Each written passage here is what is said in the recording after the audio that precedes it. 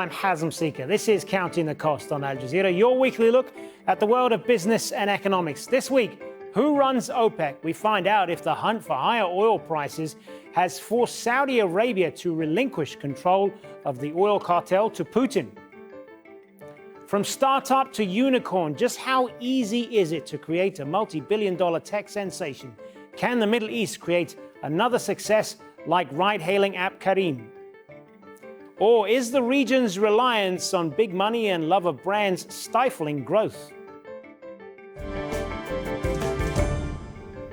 So the outcome was never really in doubt. Saudi Arabia was going to get the production cut it needed.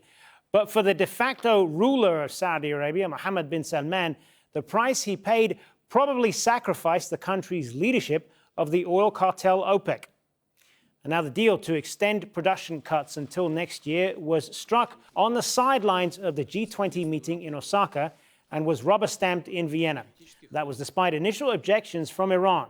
Russia's President Vladimir Putin has always worked to promote and recapture the country's superpower status. He's pushing his influence in battlefields and capitals in the Middle East and increasing the country's global reach into Africa. His engagement with OPEC continues to win new partners despite ongoing Western sanctions. And when MBS approached Putin in 2016, as oil prices sunk to $29 a barrel, Putin won a major concession for his sanctions-hit economy. MBS offered to invest $10 billion in the country. And while the Saudi economy needs oil prices around $80 a barrel to balance its budget, Russia only needs oil at $42 a barrel, which has meant Russia's rainy day fund has accumulated to $100 billion from past production agreements. While many Russian oil and gas companies are not keen on the production deal and Putin would like them to pump oil freely, they really don't want oil prices to sink back to $30 a barrel. Well, that could happen as the United States keeps pumping record amounts of oil and trade tensions squash global growth. Well, joining me now from Singapore is Johannes Benigni, the founder and chairman of Vienna and Singapore-based JBC Energy Group. Good to speak to you. So let me ask you, first of all, who is in the driving seat with OPEC now? Is it Saudi Arabia or Russia? Well, it looks like the two have teamed up.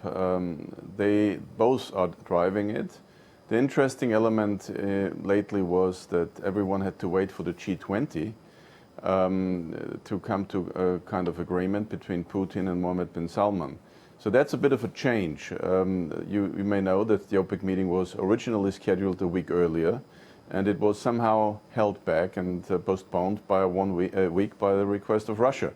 And now we apparently know why. I mean, they wanted to wait for the G20. But this production deal would not have been possible without Russia. I mean, Russia really does appear to have the upper hand and has effectively been handed control of the oil cartel, hasn't it? Well, let's face it, the biggest burden is carried by Saudi Arabia. Saudi Arabia wants to have a broad coalition because they feel otherwise it's really only down to them. And so they're working very hard to bring a lot of different players to the table. And having Russia being part of it is for them instrumental because it gives the impression there is a wider group of players that are ready to cut. And so everyone lifting a little bit helps. Well, Saudi Arabia, though, really needs high oil prices to balance its budget, but Russia doesn't. So why would Russia agree to this? Yeah, that is interesting. I mean, we have seen over time that there are different ideas about what the fair price would be. We know that President Putin has at different points in time stated that he would be happy with $60. Out of this statement, we know that he has been relatively unhappy with prices going higher. Especially his oil companies are telling him that this would just allow U.S. production to grow. And the Russian companies, are missing out on opportunities. Yes, it's true, the Russian budget requires maybe lower prices, but I think it's also important for Putin to form alliances. And this is an alliance that, if it works out, is helpful for him, and if it not, eventually it's damaging. So right now he is in a much more comfortable position than the Saudis are. But has Russia been keeping to its production quota? Well, interestingly enough, they got there late, but they did. You may say they only got there because they had a contamination issue where some of their oil pipeline volumes got contaminated with organic chloride. So that was a problem for them. But yes, they finally were cutting slowly but surely. It's going to be more interesting to see now whether in the second half of the year they will stick to that. We assume that they will not be so much sticking to that. If you look on the total compliance of OPEC Plus, in the first half of the year, they have been over-compliant. They were producing about 400,000 barrels a day less than what they set as a target for themselves. And in the second half of the year, we would actually assume that there will be more desire to overproduce. And so you may see a similar margin of overproduction to their own set target. That type of overproduction would come from countries like Kazakhstan, where the Kashagan oil field was lately expanded. You may also say Iraq has less appetite for maintaining its share of the cuts because they are also bringing new capacities online.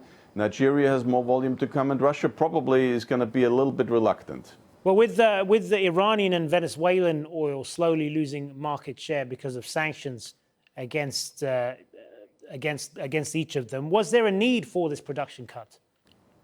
Well, we have to bear in mind that the increase of supply from the rest of the world outside of OPEC is about 2 million barrels this year. Now, if you compare that with an increase of demand, which is about 900,000 barrels a day this year, you can see that there is definitely too much oil out there. So OPEC Plus had to do something. And what's tough for them, and that's why I think the market is not really yet appreciating their cut and is not rising higher. The tough message is that if they want to maintain a stable market, they will have to cut even more next year, because next year they will probably have to do another 500,000. So that means the cut that was prolonged now for 9 months probably has to be fine-tuned again by the end of the year. What in your view is pulling down oil prices at the moment? Well, first of all, the supply from particularly the US, but you also see more and more supplies coming in from other parts in the world. Brazil is increasing production, Canada is bringing out more barrels. So we will see towards the end of the year Norwegian production growing. So there is supply left, right, and center. But what comes really bad is at the same time the demand is slowing. We see the impact from the global economic growth is not good. Actually, economic sentiment is lousy. We see that the demand, particularly from the car industry, is not good. But at the same time, we see that the light ends in the market are in surplus. Now, you may have seen that the natural gas market actually is in tremendous weak state. We have seen the natural gas prices at the lowest level right now for as long as I can think. Now, this weakness in the natural gas market is also spreading into the natural gas liquids. That's products like ethane, LPG, and those products are competing heavily in the petrochemical sector and with naphtha on the oil side. And all that is right now not having such a good place for demand because demand simply lacks because of the economic development. But from the point of view of the big OPEC producers like Saudi Arabia, wouldn't it be better for oil prices to sink to wipe out some of the US shale oil production? Well, the issue is the market requires a market management to be balanced. If you leave it to the market, you will see price extremes. Of course, if you just allow the market to do its job without having a kind of agreement on making voluntary cuts, prices may sink again to $30. It will kill a lot of companies, and eventually it will again move higher. Now, what is a fair price? I think this is where the difficulty is. Probably it's around the $50, $60 range, because around those numbers you will have a reasonable return on investment for deep water exploration, but probably also for shale oil developments. If prices are moving above that range, you will see more stimulus. You will see more motivation to invest in shale oil, like in other investments. And so that means maintaining the prices at lofty highs, numbers that I would say are higher than what the Russians would like, closer to the $70 range, makes it more vulnerable to increases in supply, and that's where the trouble comes. Good to speak with you, Johannes Benigni. Thanks very much for being with us. You're welcome. Well, growing up in the public gaze with your every move scrutinized, your mistakes vilified, some rightly and justly, can be difficult. We're not talking Hollywood or British royalty. We're talking about Silicon Valley startups. Only their spectacular rise would give the impression that all this success comes easily. And the success of Uber, Lyft, and Slack, can it be replicated? When that doesn't happen, questions are raised about entrepreneurship, government legislation, and monopolies. So here we are in the Middle East after the success of ride-hailing app Careem, which Uber bought for $3 billion. We find out if that success will be replicated. We have two young startups here in the studio to find out how easy or difficult it is to create a success story. Well, joining us is Mufid Ahmed, entrepreneur and co-founder of Wash Now, and Majid Lababidi, Chief Executive of Droop Health. Good to have you both with us. I want to start by asking you to tell us a little bit about your businesses and give you what's known as the elevator pitch, which I'm sure you're familiar with. Just give us a sort of 30-second to a minute elevator pitch to sell your company, Majid. Droop Health is a digital therapeutic company that uses behavioral science to help people with diabetes and pre-diabetes change their habits, live healthier, and reduce their risk of chronic diseases. You know, the root of the chronic diseases is behavioral. That's why we designed digital products that relies on lifestyle and behavior change interventions.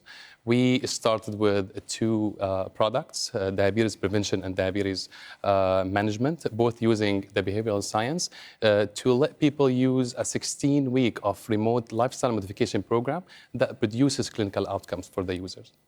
Mufid, tell us about your business. Hi. Wash Now is an on-demand laundry service. Over the past couple of years, we have built scalable technologies to help people do their laundry hassle-free and at a shorter period of time.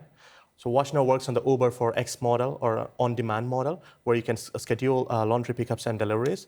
So past 2 years, we have helped thousands of customers and 35% of which who come from five-star hotel residents or guests, to do their laundry with the help of our mobile app. And Mufid, how did you come about your business idea? For Wash Now, we want to, how we came up with the Wash Now idea is, it was not a new idea globally. It was an existing idea, but not in the region. So how we came up with Wash Now was, we saw that how it could actually change your day-to-day life and impact people in their daily life, saving time for more important items in their life, of friends, family, or work. It's not about the idea, but how we went ahead and launched Wash Now in 10 days of having this idea that made it different. Majid, same to you. How did you get the idea for Droop Health? Well, people with diabetes, they face a lot of problems here. They have to manage their diabetes 24 hours a day, 7 days a week. And what they get now is basically 4 times maximum to see their doctors in a year. And that leaves them like struggling with their diet, exercise, and glucose level control. So we thought that we need to give them like a remote care to their carer. So, you know, like we help them with all these struggles. So that's why we wanted to create like a trusted solution that both carer and who wants the care to be, you know, to use them. So that's why we choose to work in the digital therapeutics, which is actually kind of prescribed by the doctor to his patients, which means the digital therapeutic solutions can produce clinical outcomes. So when it has clinical outcomes, that means the doctor himself can prescribe it as a medicine. So that's why the patient will trust it. And we actually run a lot of clinical trials here and there, and we have some kind of like a proof that it works. And of course, there's a lot of clinical evidence out there. Come on, we can take a look at them and see.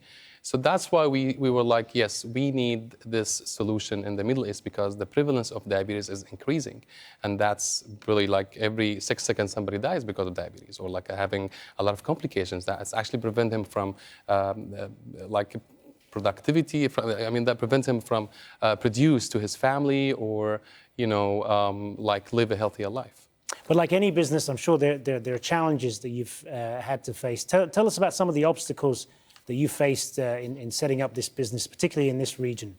Well, you know, there are 3 top challenges every startup like they have to face. Like one of them is fundraising, hiring the right staff, and number 3 is monetizing the business to scale.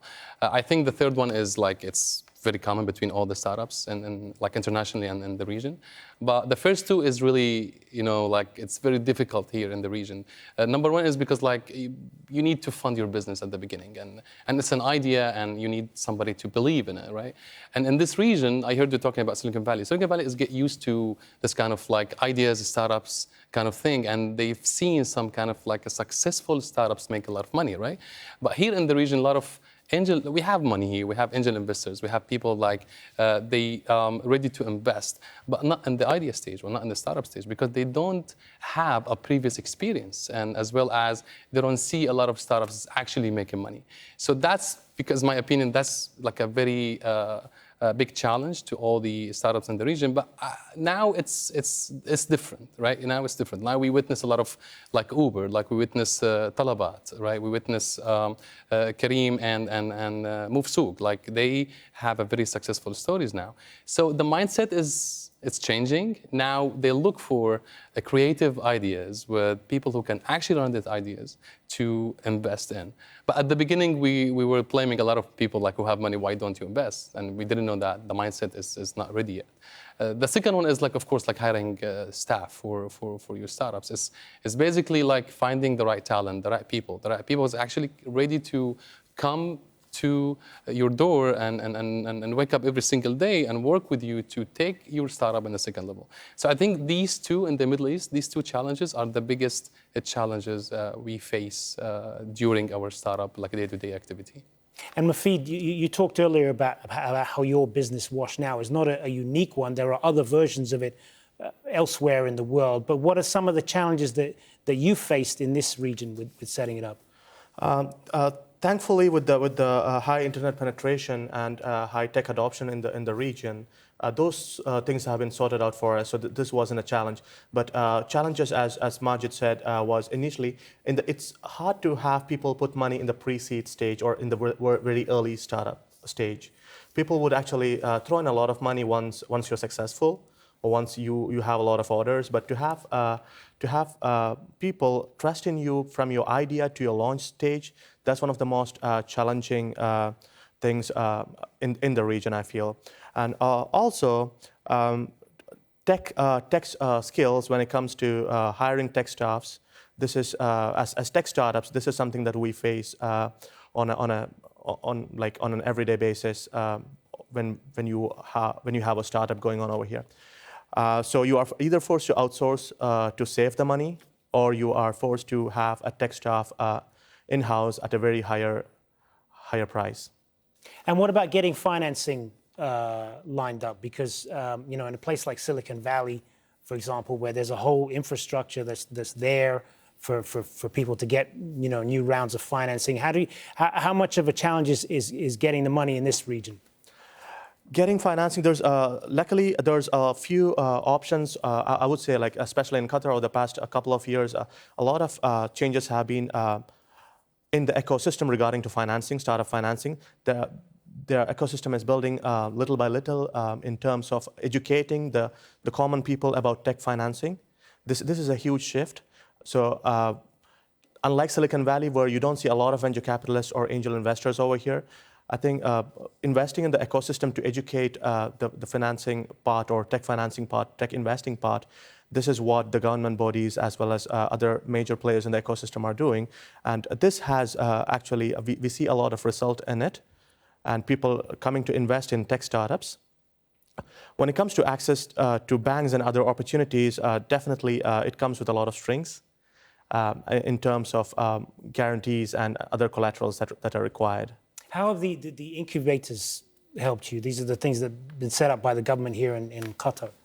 Exactly. So we have gone through the incubation experience, and over here it has been amazing. It's not about the financing, but the other part of the incubation experience that they actually provide, including access to investors, including access to a lot of events and networks, as well as other not financial, but indirectly financial things like helping you get your monthly subscriptions for your tech stack, or financing your tech stacks, which comes as a part of many of the incubation procedures over here. So this kind have been like really, really helpful. But I think there's a long way to go in terms of putting a small pre-seed amount in the beginning stage startups, as well as getting startup mentors mentors who are actually failed or have had a startup before to mentor other startups. Majid, so how easy or difficult has it been for you, for your business to access money? It's been difficult. It wasn't an easy journey. It was difficult. Like, we had to go through a lot of pitches, a lot of meeting here and there, and we wasted a lot of time, to be honest, trying to get some angel investment into the company. But again, I think the mindset now is changing. As Mufid said, now I think Qatar is doing a very good job in educating the angel investors to give them like an easy access to these creative and innovative people, entrepreneurs in Qatar. Especially now, they do a lot of like conferences and in particular incubators, so they can actually match whoever wants and whoever interested in tech startups or like investing in tech ideas, and with entrepreneurs who have these great ideas. And how has a business like Careem helped the ecosystem? This is kind of the sort of Middle East version of Uber. But when you talk to just a random selection of people here, most people here don't have that app on their phones. They have Uber. I don't know if it's more popular elsewhere in the Middle East, but that's the impression here. I mean, how has the success of that company helped the ecosystem? Well, I think it gives a lot of big push to people here in the Middle East to say, well, if Careem can do it now, I mean, as an entrepreneur and I have a startup, I can do it as well. I may disagree with you on, a lot of people have Careem or a lot of people have Uber. I think Careem has a very grounded like a database. That's why Uber, got interested in buying Careem. But I think now the radar is on the Middle East. With this big news about like $3 billion acquisition for Careem, I think now like the international player, they look at the Middle East as, well, there is something here, and which is something that was missing, to be honest. Like trying to get some fund. Like we went to different conferences in Europe or in the US, and they had zero interest in investing in startups in the MENA region. But now I think with Careem and Mufsoog and Talabat, the radar is here, like the eye on the local and the region and the region startups. So I think they give us like a big favor, and we also have like a big responsibility. So we have to move fast. We have to say, well, yes, we can do it, but we have to have a creative, innovative business model, operating model, so that we can scale fast as Careem did. And what kind of response have you gotten from international investors? Regarding my startups? Yeah. Well, so Druby Health is one of the startups, like it's unique in the MENA region. As I said, like we rely 100% on clinical outcomes. So that's why the data-driven kind of like behavior change engine we have in Arabic and English is kind of unique, and nobody has it. So the response that I got from investors, from the international player, is like, yes, there's a big potential to invest in Druby in the future. But we have a lot of things to do. We have a lot of people to attract and let them use the app and see that and make them know that, yes, Druby has a clinical outcome. It can help you with your lifestyle modification and make you feel better and change your habits to a better lifestyle. And Mufid, I want to ask you about some of this as well. What sort of a message did it send when Uber bought Careem for $3 billion about the kind of the viability of businesses like that in the Middle East? Globally, it had all the investor eyeballs turning to Middle East and the MENA region globally. Now, internally, if you look at the GCC region, it boosted the confidence of a lot of startup founders, startup investors who are already here, and people who actually would prefer to work for a startup. But for me, the most exciting part I find is the Careem founders themselves as startup founders when they began, and the amount of money they might have received from the whole deal. I'm sure they're going to invest in a lot of other regional startups.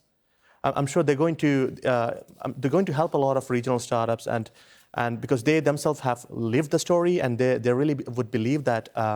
So when someone who came as a startup founder, and you get bought out, or you get merged or acquired by a bigger company, I'm sure when they plan to invest in future, a lot of regional companies would benefit from that. So globally, yes, a lot of investors have their focus now on the Middle East. They really feel that there is money over here. I mean, there is like future money over here if you invest now, and I think that's the biggest message that went across from the deal. Yep, and I want to ask you both as well. What sort of an impact do businesses like yours have on job creation in the region, particularly among young people? Majid. Yeah, so like it's very well known that entrepreneurs and whenever they have a startup, they actually decrease the employment percentage. That it actually helps a lot of people to come and learn from mistakes. We receive a lot of internship, for example. They can come, help us in building the company. We have a lot of smart people joining now, so it really helps the whole ecosystem to actually come together and build the right ecosystem for startup scene. And what's your experience on that, Mufid, as far as... Wash Now is currently a team of less than 10 people over here in Qatar, and we have a back office in India where more people work. But in terms of giving this experience to the interns is one of the biggest impact I think we have made as a startup in terms of job creation, because they go through the whole process of how startup founders think, how we face the challenges, how do we actually take risks, calculated risk, and how they can be an entrepreneurs too in the future. So there's when they finish the schools or when they break in between the college breaks. So we have interns, thanks also to the ecosystem players over here who actually bring us as interns. Like the Digital Incubation Center. So I think the biggest impact we have on the job market is not direct, but indirectly by imparting this knowledge and passing on this passion to the future entrepreneurs. So just final question, just to wrap up then. When you hear about a lot of these startups in the news, like Kareem, and they get the big payday when the startup floats or when it's taken over by a larger company, is that a good enough reason to start a business, or should it be more than that? I think as an entrepreneur, that's not a big reason to start. I mean, money would come later, but initially, when you become an entrepreneur, when you get into the entrepreneurship, it's all about trying to solve a problem. The passion that you have in particularly in my case, using technology to solve day-to-day problems, and later the money comes, because always what I've had the experience is when you actually follow your passion and you try to get it working. And even before a business model is found out, you try to actually launch the product in the market, go fast from idea to launch. And then when you see people using it, try to work around the business model. So I really feel that real entrepreneurs, they don't go for the money behind, like thinking that, okay, one day when my company is sold, I'll get a big amount of money. No, but I think the drive is because they find passion in solving the problems, and then when later they gather a team good enough to actually monetize this problem and solution fix, and that's when the money comes in. Majid, is that how you see it as well? Well, I see, of course, the money shouldn't be the first driver. Like now working with Ruby Health, I can feel it with the level of impact we bring to the society. We receive a lot of data and a lot of feedback from users like, hey, you helped me with my weight. Now I eat better and I do more exercise. Hey, my glucose is under control now. So I think the entrepreneur is driven by the level of impact, not by the money, because the money will come and go. Like as Mufid said, right? Like you can be run out of money in 6 months from receiving $1 million investment, for example, or maybe you will end up in 5 years not selling your company, right? But when you solve this problem, like people's day-to-day problem, this is where you feel like I'm adding something. And this is how the whole entrepreneur should look at this big picture. It's driven by the discipline, like you woke up every single day to go and start doing crazy stuff that is actually bring impact to the society. All right, we're going to have to bring this to an end. Majid and Mufid, thanks very much to both of you for being with us. Thanks for having me. Thanks. And that is our show for this week. Remember, you can get in touch with us by tweeting me at Hazem Seeker and use the hashtag AJCTC when you do, or drop us an email. countingthecost@aljazeera.net is our address. And there's more for you online at aljazeera.com/CTC. That'll take you straight to our page, which has individual reports, links, and entire episodes for you to catch up on. That is it for this edition of Counting the Cost. I'm Hazem Seeker from the whole team here. Thanks for joining us. The news on Al Jazeera is next.